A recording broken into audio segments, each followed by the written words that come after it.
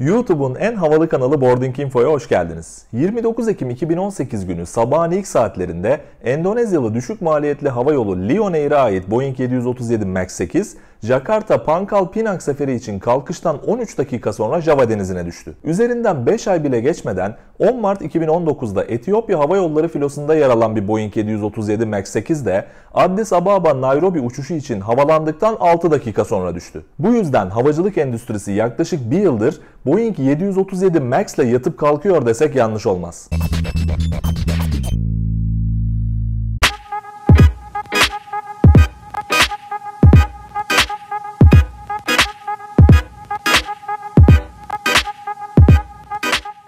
Amerikalı imalatçı Boeing'in ilki 1966 yılında havalanan 737 ailesinin 4. nesli durumundaki 737 MAX uçakları yakıt tasarrufu, sessizliği, verimliliği, çevreciliği ve uzun menziliyle ve aynı zamanda büyük umutlarla piyasaya sürülmüştü. Aralık 2015'te üretimine başlanan ve ilk uçuşunu 29 Ocak 2016'da yapan MAX uçakları Boeing tarihindeki en hızlı satılan uçak modeli unvanını eline geçirdi. Ama bu yetmemiş olacak ki kısa süre içinde 100 yılı aşkın mazisi olan şirkete tarihinin en türbülanslı sürecini yaşatan model unvanını da eline geçirmeyi ihmal etmedi. Etiyopya kazasından 3 gün sonra Amerikan Federal Havacılık Dairesi FAA tarafından dünya genelinde 737 MAX uçuşları yasaklandı. Tüm uçaklar yere indirildi ve müthiş bir kriz dönemi başladı. O günden sonra da siz hemen hemen her Boarding Info havacılık bülteninde 737 MAX ile ilgili bir habere mutlaka rastladınız. Yeni başlayanlar için özetlemek gerekirse kazaların nedeni Boeing'in ilk kez 737 MAX uçaklarında kullandığı manevra karakteristiği artırma sistemi MCAS. Kalkış esnasında tek bir hücum açısı verisine bağlı olarak uçağın burnunu otomatik olarak aşağı doğru bastıran ve dalışa geçiren,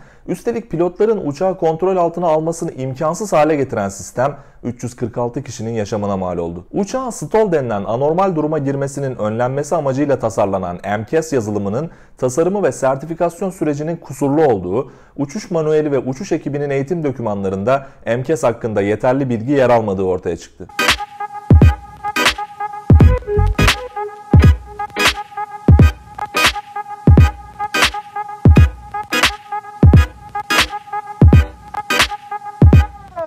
Üstelik olay bir yıl içinde o kadar farklı boyutlar kazandı ki Boeing'in sorunları önceden bildiği ama ihmalkar davrandığı iddia edildi. Test pilotlarının sorunu bildiği ama şirket tarafından gördükleri baskılar yüzünden yalan söyledikleri, aralarında yaptıkları mesajların basına yansımasıyla ortaya çıktı. Boeing CEO'su Dennis Muilenburg, geçtiğimiz haftalarda 737 MAX kazalarıyla ilgili olarak ABD Senatosu Ticaret Komitesi'nde halka açık bir toplantıda ifade verdi ve uçağın üretiminde hata yaptıklarını kabul ederek özür diledi. Senatörler Boeing'i kar elde etmek için güvenliği ikinci plana atmakla suçlarken, sorunların farkında olmalarına rağmen kasıtlı bir şekilde gizlemeyi seçtikleri suçlamasıyla birlikte Boeing'i uçan tabut üretmekle bile suçladı. Yapılan yazılım güncellemeleri, test değerlendirme süreçleri devam eden 737 MAX için bugün gelinen noktaya baktığımızda uçakların 2020'nin ilk çeyreğinde gökyüzüyle buluşabileceği öngörülüyor. Hava yolları hazırlık ve planlamalarını bu düşünce doğrultusunda yapıyor. Tüm sektörün 737 MAX'in geri dönüşünün yaklaştığı heyecanını paylaştığı bir dönemde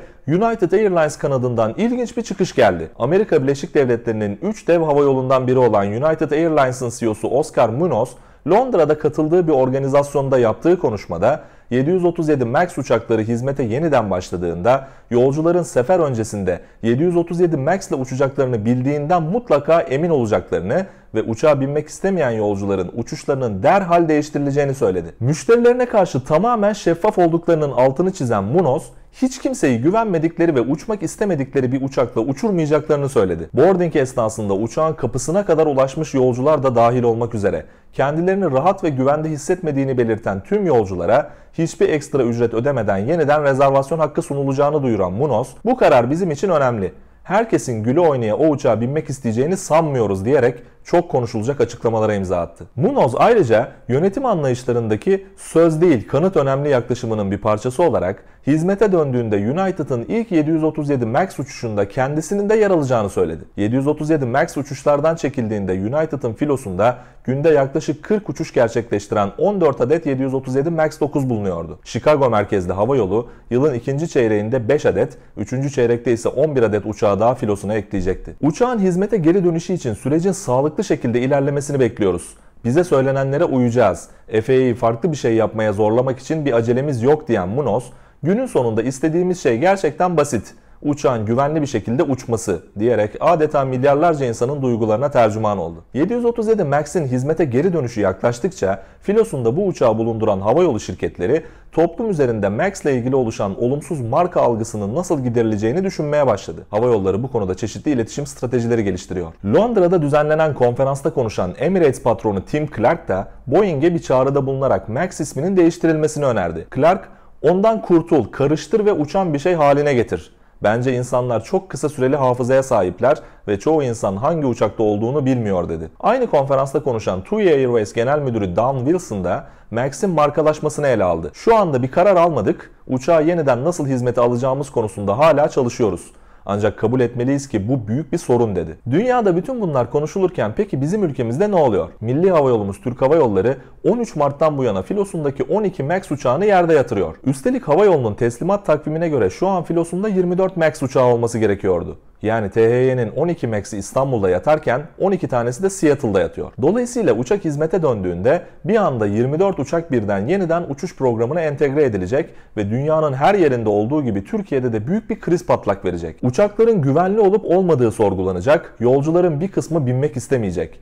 Peki bütün bunlara Milli Havayolumuz hazır mı? United'ın yaptığına benzer veya daha farklı, yaratıcı bir uygulama hayata geçirilebilir mi? THY'nin beyin takımı MAX'in olumsuz algısını giderip insanları rahat bir şekilde uçağa binmeye nasıl ikna edecek? Bunu hep birlikte göreceğiz. Şu ana kadar Yönetim Kurulu Başkanı İlker Aycı'dan uçakların yerde yatmasından ötürü yapılamayan operasyonlar ve şirketin girdiği zararı anlatan rakamlar haricinde pek bir şey duymamız mümkün olmadı. THY dışında filosunda MAX bulunduran bir başka Türk Hava Yolu Corendon ve Nisan 2018'de ilk MAX uçağını filosuna katmaya hazırlanan ancak uçaklar yere indirilince uçağını teslim alamayan Sun Express için de aynı durum geçerli. Bakalım hava yollarımız hiç de yabana atılmaması gereken bu algı yönetimi konusunda ne gibi adımlar atacak?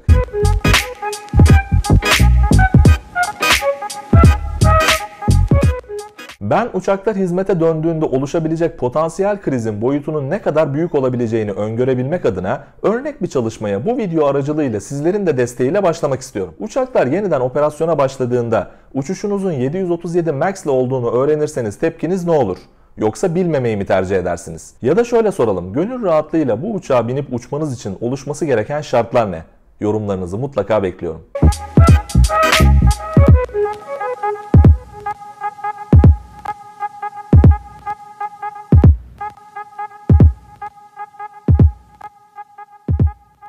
Bizi izlediğiniz için teşekkür ederiz. Videomuzu beğenmeyi, kanala abone olmayı ve tüm bildirimleri açmayı sakın unutmayın.